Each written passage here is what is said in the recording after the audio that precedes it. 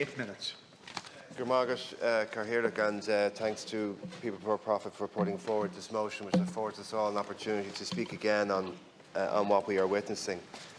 Minister Edmund Burke was a Dubliner, and he spent time in Westminster as an MP, and it is him who is reported to have said that the only way that evil can prosper is for good men to do nothing. And it is an evil that we are witnessing.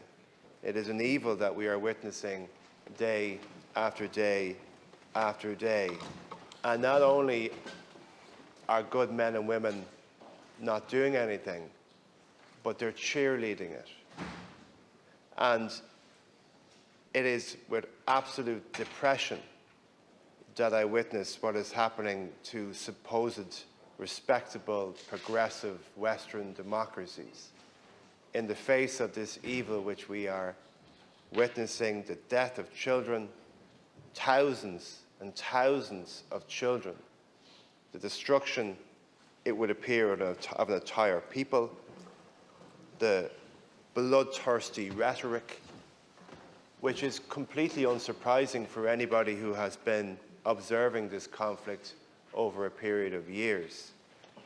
But the attitude of the US, the attitude of the UK, the attitude of the EU, all of which we would have had a level of respect for in this House heretofore, I feel has been tarnished, possibly broken.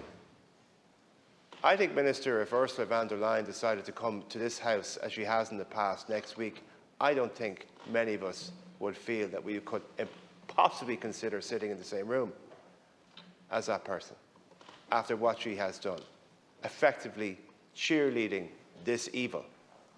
I think if Joe Biden was to come next week as President of America, as he has done in the past, I think we would have an awful lot of empty seats as a result of the backing that the US has given to Israel over prolonged periods of time, but also in relation to this conflict. It is an absolute disgust that the only member of Congress to have been censured over remarks in relation to this conflict is a Palestinian American citizen.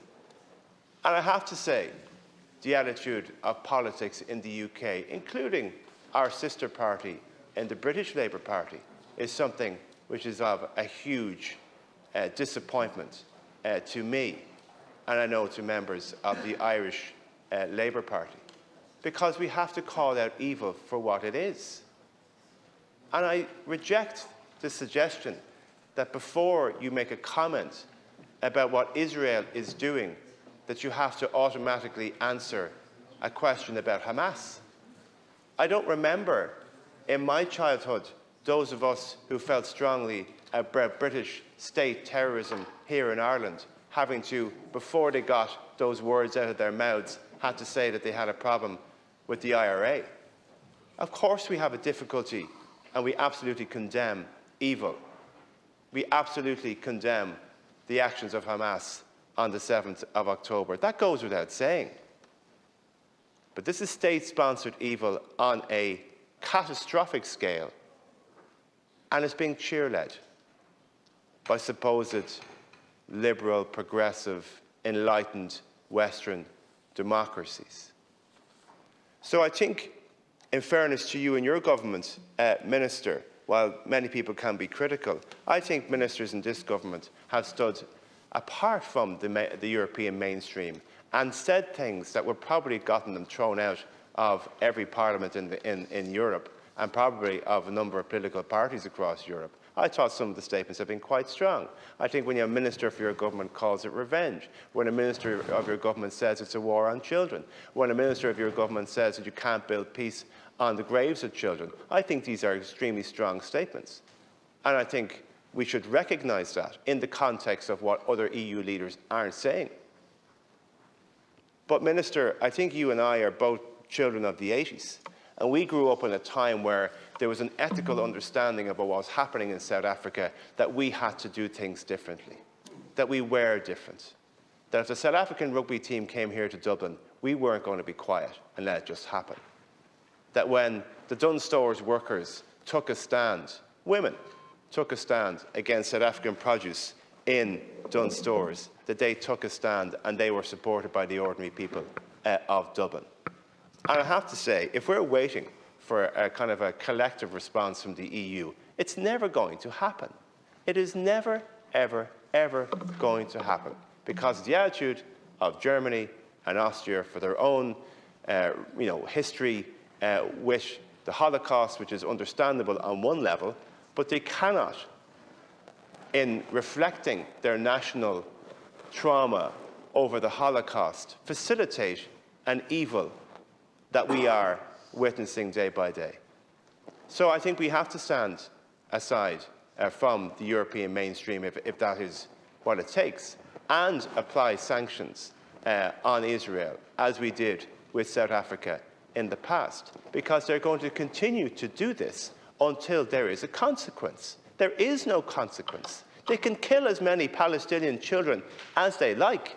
They can shoot as many stone throwers in the West Bank as they please, and they will be cheer-led, and they'll be offered more weapons from those who preach democracy. Who preach democracy. So, Minister, for all of us in this chamber, I think Ireland, we underestimate how important we are.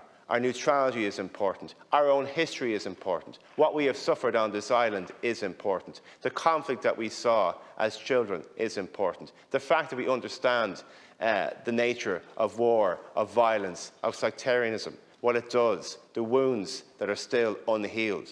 So we understand just the damage that's being done, not just in terms of lives, but in terms of intergenerational trauma. And we do understand the thirst for justice that the Palestinian people have. But we can no longer stand idly by, I would suggest, Minister, and say, well, we'll just wait for everybody else in the EU to come to the same conclusion that we've come to, and we can collectively ask, because it's just never, ever going to happen.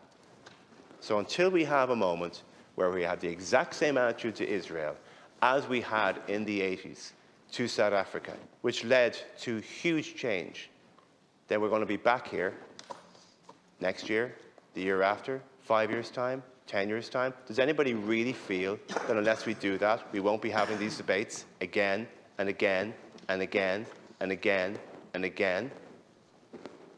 And what's the body count of Palestinian children going to be then? There is no other way. It's sanctions, South African-style sanctions, as we did in the 80s. That's the only response that's going to be necessary. And I want the Irish government to lead on that. Deputy.